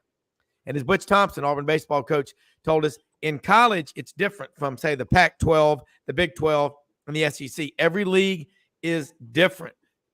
Baseball now is pretty homogenous, isn't it? National League, American League, pitchers not hitting and not hitting. Talk about that, because that's changed a lot of how we see baseball and why more people, I think, are watching. If you look at the time of the games, average time this year is what, 2 hours and 41 minutes? Yeah, they've shaved about a half hour off of the time of the game, so it moves quicker. It keeps the defense sharper. It'd be interesting to see if somebody did some analytics that when you don't have outfielders standing around for 30 seconds between pitches, are they making better plays on the ball? Because, I played center field as a kid, and there's a whole lot of standing around out there. Little leaguers don't typically hit the ball out of center field all that often. And so in the majors, they're clearly, a pitch that's coming every 12 seconds or 15 seconds at the max is going to keep the defenders on their toes out in the field. I think that it's probably enhanced defense just because everybody's engaged and they're not, standing there on their back foot. So that would be an interesting analytic. They'll probably come up with a statistic for that. The metrics are crazy, all the things they can analyze today. Well, it is fun to look at that. All right, switch gears now. Let's talk. So Braves start Saturday, going head to head with Georgia, Kentucky. But again, you go into a sports bar. Let's say you go to any sports bar, in Atlanta. I mean, Braves are going to be playing in Atlanta. So that's going to be fun to watch, but they got 60, 70 TVs in some of these places. It'll be a good one to watch. Got a couple of football questions right now. You look at Kentucky going down to play Georgia, and we got just a few minutes. Matt Dean's going to be on with us here in a minute, and John Hartwell. Stay on if you can. If not, I know you've got Zoom calls and StreamYard calls and whatever all over the world probably, but what are the chances Kentucky goes in there and covers? I don't think they win against Georgia. Well, you and I were down at the Georgia-Auburn game in Auburn a couple of days ago, and, we both thought, let's see what happens, but it's not likely. It's 3 stars going against 7 stars at Georgia. But the game was close. I mean, with 5 minutes to go in the fourth quarter, Auburn still had a puncher's chance, and I think both of us felt like, all right, that's about as much as you could hope for. I think Kentucky goes in with the same mentality, like, they got a puncher's chance, right? So yeah, that's kind of the reality of it right now. Georgia is just loaded with talent, and quarterback play is not as steady as it has been. But they've had the same quarterback with Bennett there for 9 years, however long he was there. He's kind of like a Major Ogilvy at Alabama. I think he was on the 9-year plan over there. At least he's gone finally. So they're going to have a little bit of a drop in production with breaking in a new quarterback. But Georgia's still going to be a juggernaut all season. But Kentucky's got a puncher's chance for sure. All right, another one: Red River Shootout out in Dallas, Texas State Fair, Big Tex. Anything that ever ran, flew, swam, or crawled can be fried as well. And it will be at the Texas State Fair. Dave Cody, Bellingham, Washington. Red River rivalry saw 38 straight. Out in Austin, it's sports anchor, Channel 7. Dave knows that Texas program really well. And folks, watch that game Saturday. You better be paying attention. There's a James Bond movie, View to a Kill. Well, take a peek, man. You better be paying attention. All this tough smack talk about all these Big 12 teams, they're not going to be able to handle life in the SEC. I've been saying this. We've been talking for years about them coming in here. Texas and Oklahoma, Billy, what happens at the Cotton Bowl Saturday in a legitimately neutral site, 50-50 on the tickets? Boomer Sooner or hook 'em horns? I lived in Texas as a kid, and that was a huge game every year. I'm going to say Texas. That's my lean for, just from what I've seen so far this year. What I've seen, you've got Dylan Gabriel, a 12th-year quarterback, and he's really good. Quinn Ewers, really good. Loves being the Texas quarterback. And, I think about what's going on in this rivalry. It's now next year, it's going to be a conference game. Brent Venables, we talked about it. He didn't forget how to coach. What happened to him when he came from Clemson after 10 years as defensive coordinator, after 10 years there, he shows up in Norman, Oklahoma, and 22 players leave town with Lincoln Riley, including the future Heisman Trophy winner, quarterback Caleb Williams. Billy, I'm going to tell you something. If fans care, you got a chance. Apathy will kill you every time. But I think Oklahoma and Texas, it's going to be crazy. When they come in this league. Let's flash back. Just speaking of an apathy thing, last year when Texas A&M came into Auburn, Auburn is in much disarray as you could ever imagine, and it would have been a perfect time for the fans to not show up or otherwise just kind of go, this is a wasted season. I don't know if I'm going to make that drive. And that game turned out to be amazing, and the fans were still dug in and bought in. The opposite of apathy. So you're exactly right. You can't stop believing in your team, even if 22 guys leave. I've got a good friend that is a Clemson guy. You've had him on the show, Steve Davis. He and I were talking about Clemson yesterday. Dabo doesn't do the transfer portal, doesn't believe in it, and that's a point of pride for them. But I'm wondering how smart that is in today's age where, you can remake your roster in the course of 3 months after the spring game. Dion did that. Obviously Kiffin does it all the time. Dabo may need to rethink his position on that, even though it goes against his principles. And I love somebody with principles. That's rare in this day and age.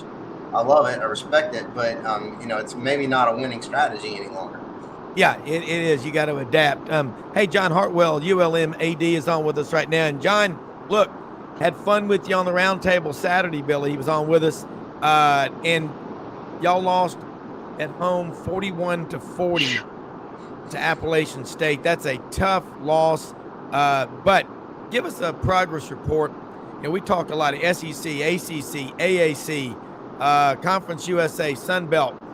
What I saw, and this is the third year for Terry Bowden being there, was a hell of a fight.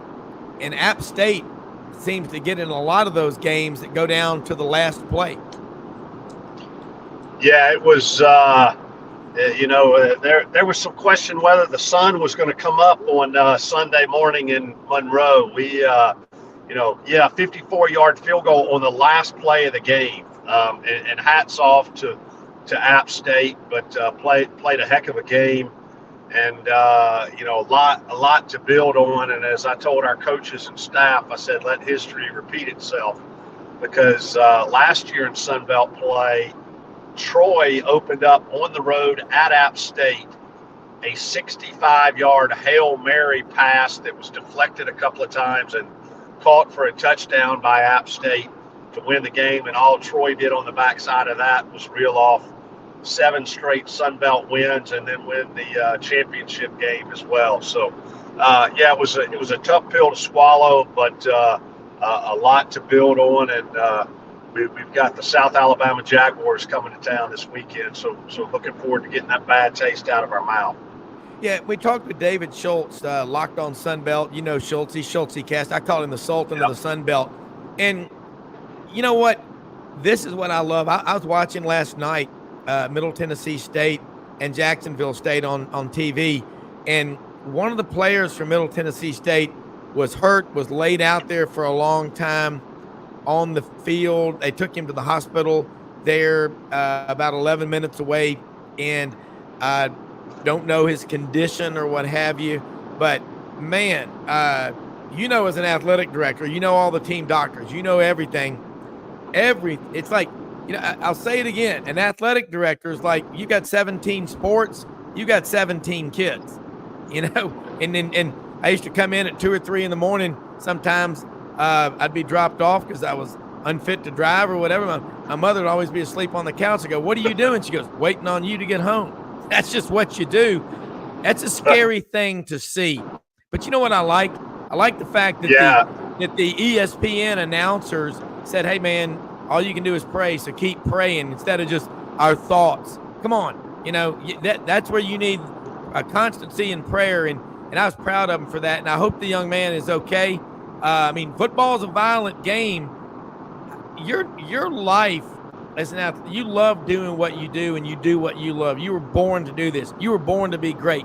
You went to the Citadel voluntarily, and you are sane. You are of sound mind. But God bless, that's a scary thing to see. And when a guy's laying out there, and when the head coach goes out, or when certain doctors go out, you know, it's a serious thing. Yeah, it really is. And, you know, people get so emotional and so caught up in wins and losses, which obviously are important, but it's a microcosm of life. And, you know, getting that next bonus or hitting that next stock or whatever it may be, you know, is inconsequential if you've got your health. And the same thing applies to sports. And, you know, student athlete welfare has got to be the focal point of everything we do. And yeah, there's a risk in playing football, but there's a risk in walking across the street too. And we've got to do the things as administrators and people involved with college athletics to make sure it's as safe as possible. But the lessons learned from being involved in sports, whether at the, you know, in the youth leagues or in high school or in college, or, you know, those few that are fortunate enough to play it at the highest level, you know, are teach such good life lessons that can be applied to anything that you do. John, you know, here's the thing from Shoney, South Alabama, not as good as everyone thought this season. We talked with Schultz about that. Locked on Sunbelt. Check him out, folks. He is the Sultan of the Sunbelt. Q's Nation for life, as he always goes, goes crazy worrying about them. But look, it's still, you know, you're from Mobile, Hancock Whitney Stadium. There are a lot of people down there that care about that program. Talk about the parallels of the program and the athletic department that you took over. It's just about getting out to people and saying, all right, look, we want to make this program, all of our programs, championship caliber, and getting people. Look what they've done in Mobile. You know, I used to go to USA for belt testing with Mr. McCamey, an 8th degree black belt. We'd go on Monday nights, 26 moves in a kata. You know, you only paid a student activity fee, so he didn't care if you failed or passed or whatever. 8th degree black belt from Okinawa, Japan. You are very good. You missed one. You failed. Come back again. I have nightmares about going to USA on Monday nights when I was a student at Auburn. The long and winding road back on a Monday night, back about 2 in the morning. But look what they've done at USA. Are you taking also what you did? You hired John Summerall at Troy, didn't you? No, I hired Neil Browne, but I've known John Summerall for a long time. Okay, and, I knew Yeah, I knew him back when he was a linebacker at the University of Kentucky, and his older brother worked with me in development at Ole Miss. So There you go. yeah, that goes back a few years. But yeah, you talk about South Alabama's program, and hats off to the job that Joel Erdman has done there. Has been the AD there for, gosh, I guess Joel's been there 14 years now, and really saw that football program from its infancy. You know, Joey Jones was the head coach there for a long while. Kane Womack is doing an unbelievable job. Here's the small world of the business that we're in. So Kane Womack was a GA when I was in Oxford. His dad was the defensive coordinator at Ole Miss. He used to run through our backyard to go fishing in the lake. Kane did. And he and I were discussing this back at our spring meetings. And now he's at South Alabama. He lives less than a block from the house that I grew up in Mobile. So He's the anybody Mobile, who thinks the Mobilian. now he is, but he's not a Mobile native. His dad's longtime football coach Dave Womack, and has been all over. But the house he now lives in as the head coach there is less than a block from the house I grew up in. So small world, but we're looking forward to having them here. And their staff includes a guy named Jay Hobson, who Jay's dad was the longtime alumni director at Ole Miss, and Jay was the head coach at Southern Miss. So a lot of ties. We're getting fired up for this South Alabama game this weekend. Yeah, and I think Barrett Selley's CBS Sports put out over the weekend, for the next 46 days straight till sometime in November, every night of the week we'll have either a college football or an NFL game. Man, to borrow the line from one of the Widespread Panic songs, "Ain't Life Grand?" Matt Dean joins us. No doubt. And look who's already got a question. I mean, Sharon Jean, I think that's Roy D. Mercer's wife out in Tulsa, Oklahoma. This Sharon Jean's in Dallas, listening on the interweb. Dallas will play Texas for the CFP. Oregon will play Texas for the CFP national championship. Look, I don't care who's playing. If it's football, I love watching it. That's one great thing about having, and like Billy said, I asked this question: Braves, Phillies, 6 or 7 o'clock Saturday night, Georgia, Kentucky at the same time. What's going to get more eyeballs? He goes, well, the good thing is everybody has got a lot of TVs, so everything will be on. But Matt, I know you, Oregon, we're talking with John. They're coming off of a crushing 41-40 loss at App State. And I think App State lost on a walk-off field goal or a turnover out in Laramie at home of the High Altitude Performance Center. But, Matt, along the line of what John is saying, just celebrate college football.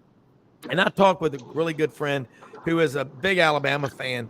And, people say, how do y'all get along so well? I said, because he goes, Browne, we love, we respect, we appreciate the game. I don't care who's playing. I just love sports. Good morning, guys. Sorry I'm late to the party. Had an all-campus staff meeting. I kind of snuck out after the president spoke. So sometimes my timing is off. But John, I saw your tweet. I know you were very proud with the effort on Saturday. I mean, to be there at the end and come up short, man. But obviously you're off to a great start. And, I hope Sharon Jean's right. I hope Oregon does make it to the college football playoff. They got a bye week this week, but, next week that game at Washington, I would imagine, could be a game day possibility. Probably 2 of the top 8 programs, 7 and 8 going against each other. So they got a tough road to hoe. I mean, next 3 weeks they're at Washington. They have Washington State at home, and they're at Utah. And let's not forget they still have to play USC on November 11th. So I told my son when I was out there for the Colorado game, if you could split Washington and Utah on the road, and then win the rest of your home games and get to the Pac-12 championship and win that game and beat Washington the second time, if that's the team, then you got a chance. So it'd be great to win that game for Oregon, but honestly, there's still a lot of football to be played, as you guys know, man. You want to hit the pause button because right now is the best time of the year. We know who's good. We know who's kind of lurking. Another big game this weekend, I would imagine you probably talked about, Rob, is I'm curious, A&M hosting Alabama. how that will play out. A&M has played better the last few weeks. Alabama's still Alabama. So curious on your thoughts on that. Yeah, I mean, Hey, I think John, go ahead. Well, I was going to say two things. One, Oregon playing really, really well right now, and I do think they absolutely, both they and Washington have the opportunity to make CFP. I would say this, speaking of Utah, and I would venture to say that there are many head football coaches at the Power 5 level this morning trying to figure out how through their NIL resources they can duplicate what the University of Utah did. I don't know if y'all saw it last night, but they came out, all 85 scholarship football players at the University of Utah are getting an NIL deal through the Garf Automotive Group. They are all getting $61,000 Dodge Ram trucks. I promise that is a high-level topic of conversation amongst various football office, Power 5 football offices this morning, trying to figure out how to do that. Holy cow. Yeah. I saw that too, John. Yeah, nothing surprises me anymore. Guys, let's do this. Take a quick commercial break. I want to come back, man, getting a lot of questions in here, and I'm not typing all of them up, man. I feel like a courtroom reporter when trying to do it, but a lot of questions for both of y'all. After this break, we will tackle them, and just remember, the bottom line, most important thing I think that we can think right now is this is about the time, Tommy Tuberville always has said this, when the rankings should come out, about the 5th or 6th week of the season. I know why we do it in the preseason, sells a lot of magazines and creates a lot of interest, but we're starting to get a very good handle on who the best teams are, and we're going to talk about this right after this break.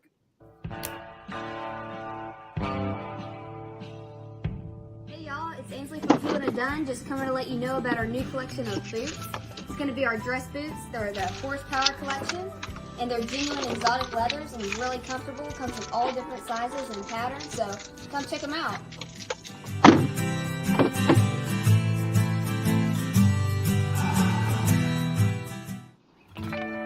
Hi, I'm Eleanor Maynard, a 4th-generation residential broker with Hobbs & Realtors. Inventory is still a record low in Memphis, and the demand for more supply is continuing to spread across the Mid-South. Rates are starting to stabilize, which means the number of buyers is picking up daily. If you are interested in taking advantage of today's market, please give me, Eleanor Maynard, your Sidelines Live residential specialist, a call today, and let's discuss your needs. 901-761-1622 or directly on my mobile, 901-219-1905. That's 219-1905. Red River Ford and Toyota, located in Wynne, Arkansas. If you're in the market for a new or used car, truck, or SUV, call. Browne back here with you on this Thursday edition of Sidelines, and a lot to talk about. And again, you get down to, and a lot of the questions and comments that come in here, we got some very smart listeners, viewers, whatever. Do yourselves a favor, subscribe to our YouTube channel, youtube.com/@sidelines_live. Okay. Texas is still smarting from blowout loss 2 years ago. Or actually 2020. Your last year, Texas beat Oklahoma 49-0. How many times can you hear Texas? They're back. No, they're not. They're not back in their standards really until they're playing for the national championship or something like that. But got to say this. I want to start with Matt first. Give me your top 5 teams in college football. John, you can throw it after that. Wow, you didn't give me prep time on that, Rob. You just threw that out. Like I like to sometimes look, but okay. Right now, and this is my thought process. I'm going to give love to Texas because they went into Bama, and they beat Bama, and they beat Bama by, I believe, double digits, right? Was it 34-24? Yeah, So 10. right now, I would go Texas over Georgia. Okay, there's my 1-2. I'm going to give love to Georgia. Even though your Tigers, Rob, played them very tough, as Ric Flair says, to be the man, you got to beat the man. So That's right. I got Georgia 2. Okay, I'm probably going to go up to Ann Arbor, and I'll give Michigan number 3. Okay, that's me just giving some love. I think they've been to back-to-back CFPs, correct? Though last year they got humbled by TCU, and the year before I think they got humbled by Georgia. A lot of people think that this year they may be able to get to the title game. We will see. This is where, for me, it gets a little interesting, and I have some Pac-12 bias. Okay, I'm not going to include Ohio State in my top 5. I'm going to go right here with Florida State at 4, and I'm going to go Oregon 5 just because I have to have a little bias. Now, Florida State, they really look good in the opener against LSU. Yeah. And you can say, well, LSU just lost to Ole Miss. Well, Ole Miss just got humbled by Alabama, and it's a week-to-week proposition. So right now, that's my 5. I go Texas, Georgia, Michigan, Florida State, and my Ducks. Even though a lot of people don't have Oregon that high, they have maybe 8 right now. That's my 5. All right. John Hartwell. Wow, that's pretty good logic there. I'm gonna have to flip it a little bit, and I know they struggled on the Plains last week. I'm a firm believer until you beat the champ. Yep. Leave the champ there. I've got to still go Georgia 1. Although there are there may be cracks in the wall there, but I still have them number 1.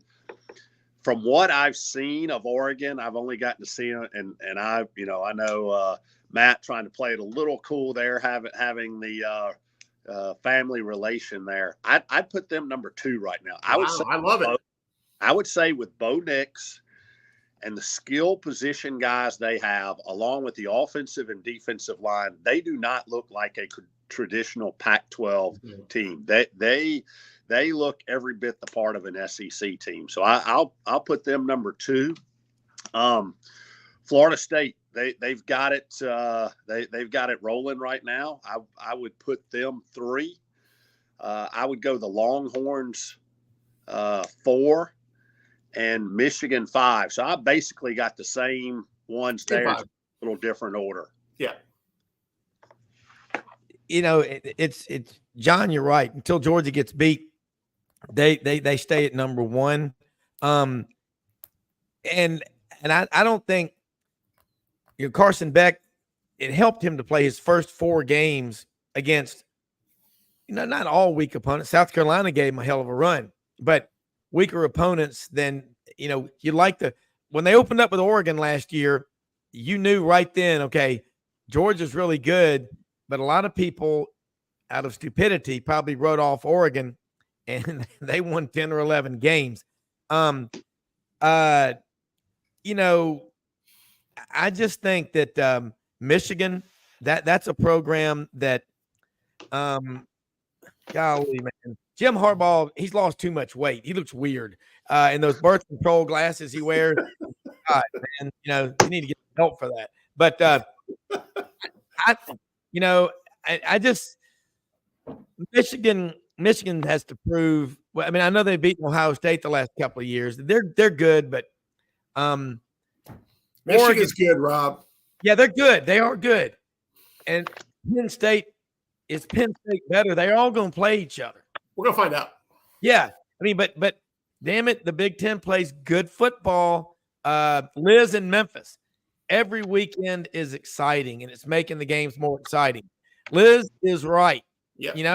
I mean, like Wilson says, my middle child, my redheaded one, my Irish Catholic with blue eyes. He's smart. He's a financial analyst. He's like, it's like March Madness every weekend. And that's why, all the conferences, Sun Belt, SEC, ACC, all over the country, you can be snarky and say, oh, the only thing that matters is the top programs. It's fun. You're going to grow the game the more that you have. You go from 4 to 12 team playoff, it's going to be exciting. The 12 team playoff will likely mean that in November, folks, that every team in the top 25 will be borrowing the line from Dumb and Dumber. So you're saying there's a chance we can get to the college football playoff. And for the people on 3 city blocks, 6 multinational corporations that try to run everything in New York, the TV people, they got to be doing backflips on that, gentlemen. Yeah. Hey, go ahead, John. I was going to throw out one other. I know we had to give our top 5. Yeah. Here's a team and a coach that I think caught a lot of heat in his first year that I would watch out for through this middle stretch of the season. The Oklahoma Sooners are a pretty good football team. They are. Yes. Took a lot of heat last year in his first year as a head coach. I think he's learned a lot. Obviously, they've got talented kids there. I'll be interested to see what they can do here over the next 3 or 4 game stretch, because they may be an outside. Nobody gave them a chance at the beginning of the year, and they've gotten off to a 5-0 start. Yeah, and I agree with you about Oklahoma. Well, let's just say this. I'm losing track. There's a lot of questions coming in. Johnny in Eufaula, Alabama, Barber County, 431. Love it. Beautiful place. You drive down 431 right before you get to Lake Eufaula. Let's see, the big bass guy, Ray Scott. They have the big, huge bass fishing museum or something there. Johnny in Eufaula, Alabama. SEC fans need to pay close attention to the Red River Shootout this weekend. It's a preview of things to come. Red River rivalry, man. It's big. And again, we talked about this earlier. You're getting a sneak peek. That's coming to your league next year. All the making fun. You know what it reminds me of? Anyone I've ever talked to, friends that have joined the Marine Corps or the Army, they said, it was all spits and giggles, when I did the delayed entry for like a year. And then the day or two before, when I went to bed at night, and I said, I got to get up in the morning, fly to Charleston. And then they get there and they say the big gray bus is out there. And then you start driving through the intercoastal waterway in the marsh out to Paris Island in the middle of the night. You see that big sign with the drill instructor that's like, this is where it all begins. And you're like going, oh boy, I can't believe I signed up for this. Well, now you got Oklahoma and Texas coming into the league, folks. Say all your smart ass comments you want about the Big 12, this and that. These folks are now myopically dialed in on the SEC, and they're going to recruit better players. So I agree with Johnny and Eufaula, Alabama. And again, go back to what Wayland and Carrollton, Texas, up near the Oklahoma line, save the traditional rivalries. Look, college football and Art Garfunkel and these names, man. Art Garfunkel in Hell's Kitchen, New York. College football on TV makes living up here tolerable. You got to love old Art. Is Art Garfunkel even still living? Man, I'm not sure. I know he had a terribly bad case of the receding hairline. He may have called Cy Sperling from Hair Club America. I don't know. But I think right there outside Hell's Kitchen, there's a bridge over troubled waters. Yes, there is. There is. For both of y'all. I like somebody had said Neil in Nashville. Matt and John would make a great pair if they decided to lead the NCAA. For both of y'all, is it just me, the games I'm watching, or, it's, but I think it is. I'm seeing far fewer targeting calls this year. As 95-year-old grandbob, my dad says, boy, you want to teach people how to tackle right, take the damn face masks off like I did.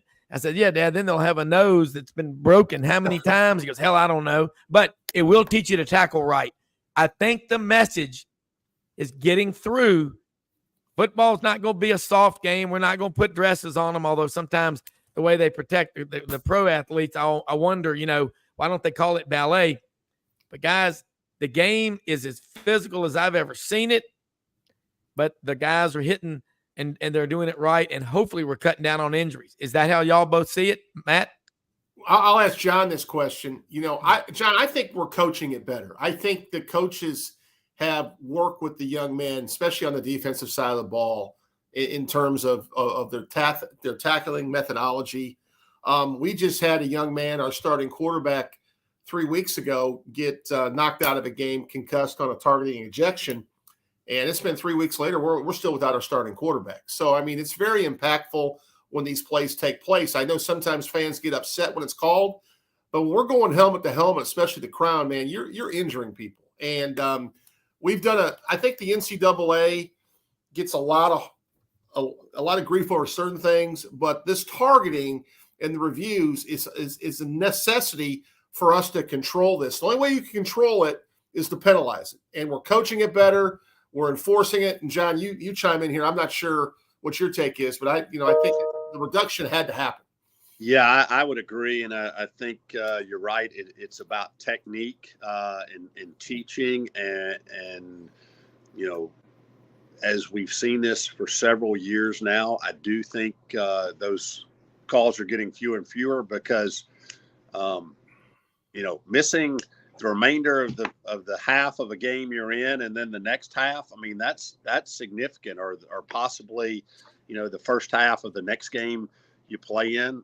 That's significant both to the individual player and to the team. So, yeah, it's interesting because our Sun Belt commissioner Keith Gill was here for our game against Appalachian State on Saturday night. One of the things he and I were talking about, you see.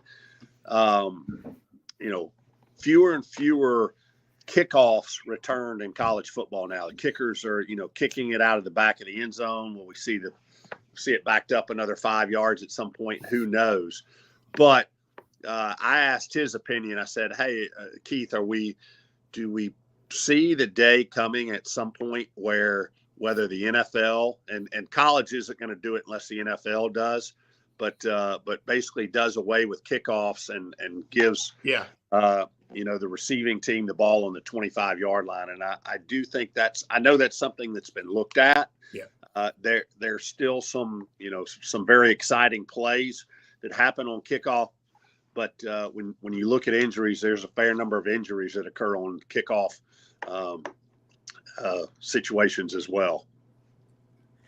The injuries, again, I watched Eugene Asante, linebacker for Auburn, just go on a straight-on blitz and hit Carson Beck, and he got it away a nanosecond, as they said, before he was hit. But I also like the sportsmanship. They both patted each other, picking each other. Hey, that's part of the game. I love to see sportsmanship in a game. I also like to see credit given where it's due. Y'all know who Howlin' Wolf is, great blues singer. Howlin' Wolf in Friars Point, Mississippi, When the Levee Breaks is my song.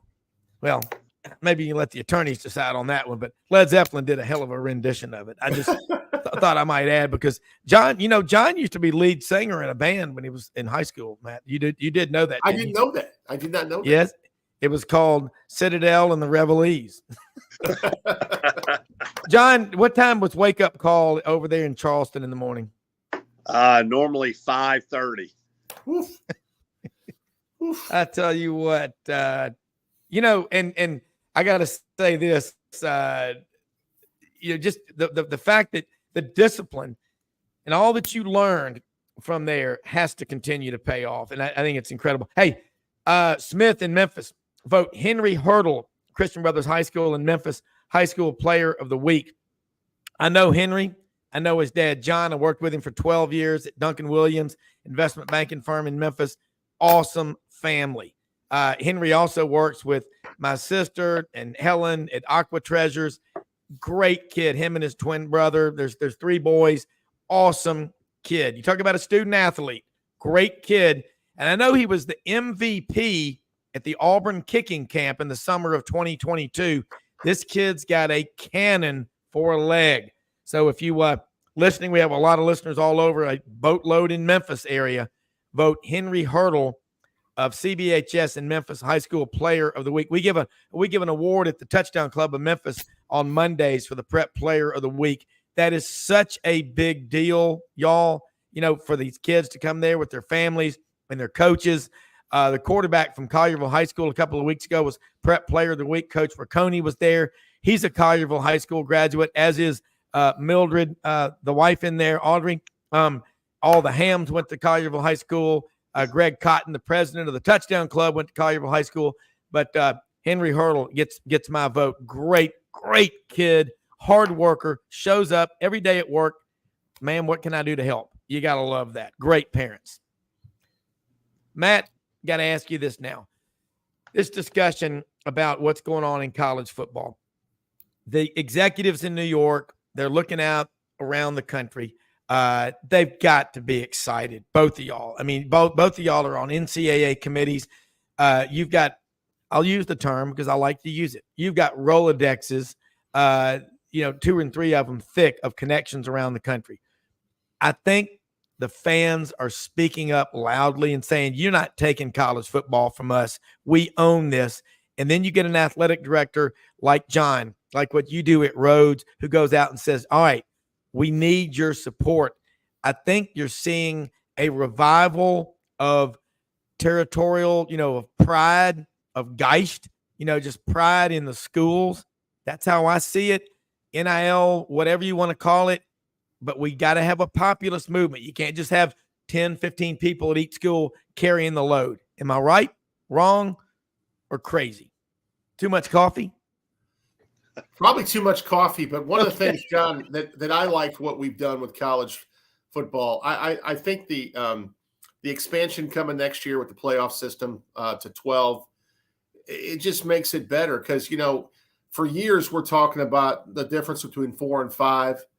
Now we're going to have teams that are right on the cusp of 12.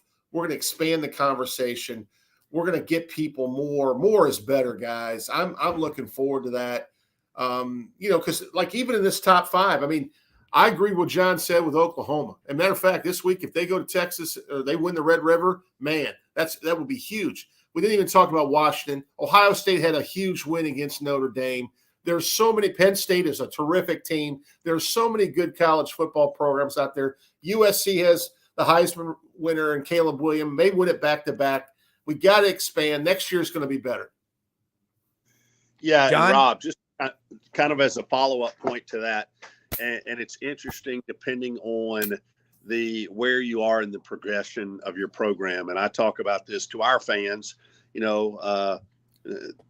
whether it's, hey, getting to 6 wins to be bowl eligible, or being in the hunt for your conference championship or to play in a championship game down the stretch in November.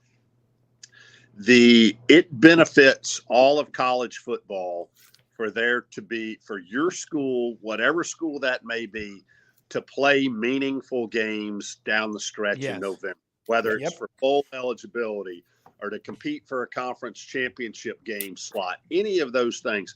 And by expanding the CFP to 12 teams, games just mean more down the stretch. And I think you're going to see that echoed with attendance, with television ratings and everything else.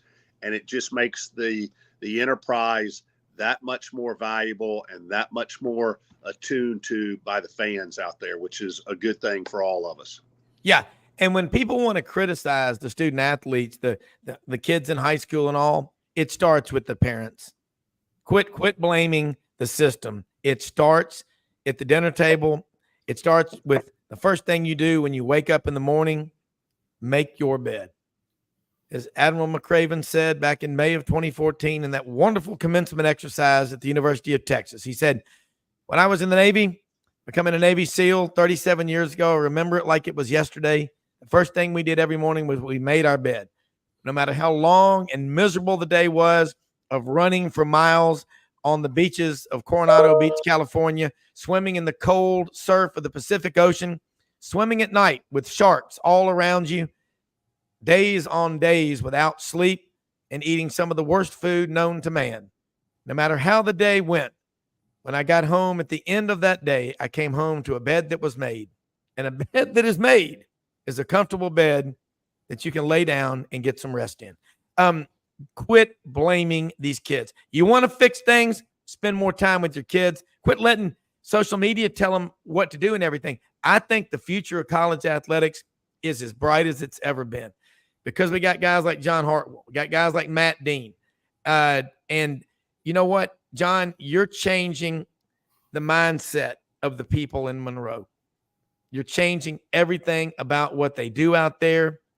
You're going to make changes. And that's part of it. If you're not trying to get better, you're not trying. Matt, same thing. So I'll just say, awesome discussion today. We've run out of time, but the future of college athletics is in the hands of the fans. You want to criticize the kids and how they do things, it starts at home. And that's just what it is. And you've got to think about that. I'm around a lot of student athletes. Both of y'all are all the time. I talk to these kids. I talked to some of the recruits that are looking at Auburn, that are going to Auburn last weekend when I was down there. Wow. Great kids. They come from great families, support groups. Okay. So, hey, you know what? Don't listen to the negative narrative. We're going to be fine. We're going to be better than we've ever been going forward. Vote Henry Hurdle, CBHS, Memphis High School Player of the Week. Most often we see the face of Christ in the least among us. We live in the greatest country in the history of the world. Go out and support our sponsors, great folks, Rumble Boxing, Hewlett and Dunn, Red River Ford Toyota, House Industries, Gateway Tire and Service Centers. So blessed to have them. Look, we'll be back tomorrow. Closing comments from you two gentlemen, and we'll get out of here. Matt? No, I just want to say it's always great to be on. And John, I pull for you guys from Memphis, Tennessee, so I follow all your tweets, no matter if you're talking about soccer match or football game. Just want to quick plug our football coach, Rich Duncan, who last thing I did is I hired Rich. Got a big homecoming win, so we're 3-2 with 4 straight conference games coming up that are all winnable. So go Lakes. I love it. I love it. John? Matt, yeah, kudos back to you as well.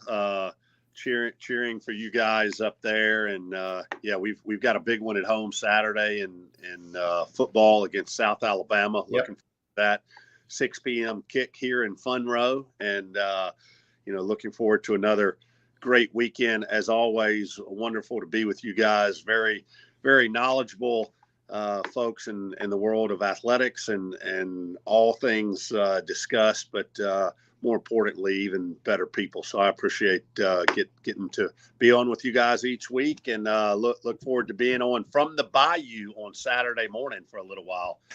Yeah. Rob. Oh, yeah. We'll have fun with it, and we will be pulling for the Warhawks. And again, once you know people at these places, it becomes personal, and you start watching. It's like having kids, you start watching them and pulling for every game. Hey, folks, go out again. Do it every day. Kind words, kind deeds. You never know what you can do to change somebody's life. That's what matters. We're all blessed beyond belief. Go out and bless others. Until tomorrow, folks, have a great day. We are out of here.